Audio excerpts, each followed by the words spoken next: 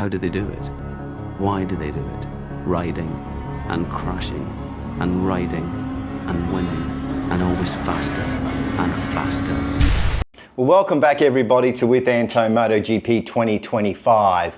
You know, there's been a lot of talk about Ducati lately, but there's one manufacturer that is making a quiet return to the top of the grid, and that's Honda HRC. So today we're going to look at how HRC are becoming one of the big stories of 2025.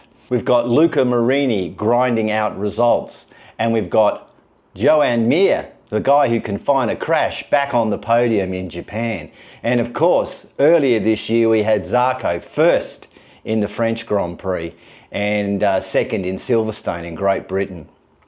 So the 2025 RC213V is starting to look quite competitive again. And of course, you've got rising star Diogo Moreira lined up for a 3-year contract. So let's look a little bit more into how HRC have been performing and what is the reason for their turnaround. Well, Luca Marini, he's the development king. His steady forward progress and analytical feedback to the HRC management has been amazing.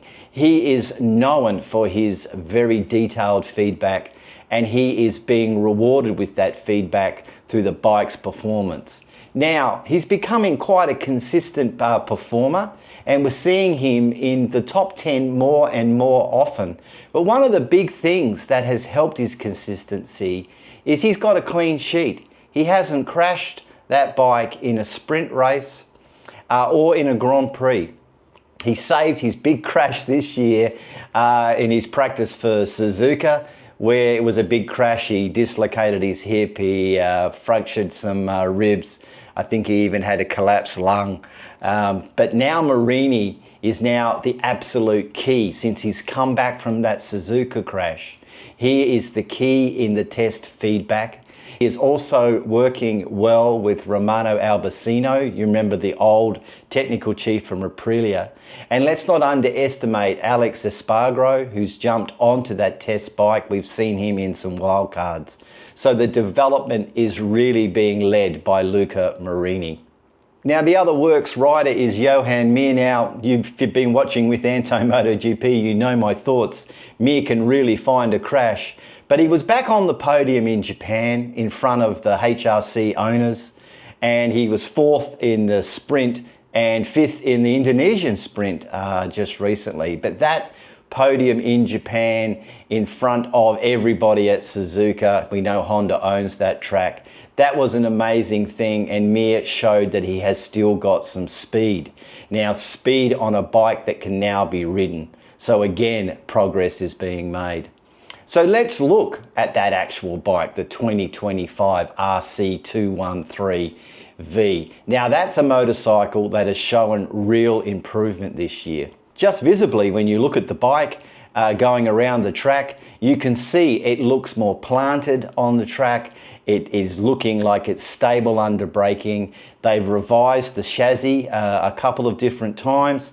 And they've also worked on an updated swing arm and the geometry in and around that swing arm. So it's becoming more predictable to ride. And they have now really embraced aerodynamics. HRC was behind in dynamics. They were thinking that aero might be dropped or be reduced for 24. They missed that boat. But they now have a bike that traditionally had to be ridden at 110% to get its results. So they're getting good results and they're using less risks on the bike to get those results. So they're building now for 2026, and they're building on a continuation of this year's success, which is absolutely the way to develop. HRC is a behemoth. It is a huge factory, and when they're not out the front, HRC do everything that they can. In fact, Marini's already ridden the 2026, and he stated he believes it's already better than the current 2025. So the worst is now behind them. They are now developing an upward curve in their development, and the bike is moving forward. So let's talk about the future. Now, Diogo Moreira from Moto2, although it's not officially announced, he will join HRC in 2026 and he'll go and join the LCR team. And then if everything's aligned and his performances are in accordance, he can then, according to his contract, move to the factory HRC team. In fact, he's already visited the LCR team and he's gone there for some aerodynamic, ergonomic testing and setup of the bike, handlebars, seat and so forth, which is really critical. So he's an explosive talent, and he was also chased by Yamaha. You remember the saga that went on with Yamaha and Jack Miller, would they sign and wouldn't they not? So HRC is putting their signature in favour of youth, and they're looking for a long-term vision where Moreira can come and add to their stable of riders. So what's the big picture now for HRC? If 2025 was a recovery season, then it hasn't been in all the big headlines. You know, they've been solidly building. They have been improving, a 10th here, a 10th there. They're making small changes.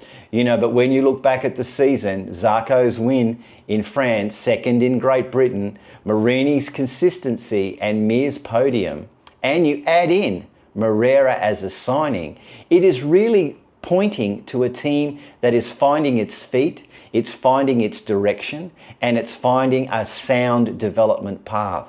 So perhaps for the first time since Marc Marquez used to ride for Honda, HRC are finally believing they could be competitive again in 2026 for the new regulations in 2027 and even beyond. Now we know that Zarco has signed already for 26 and 27, so there's some open slots available for HRC.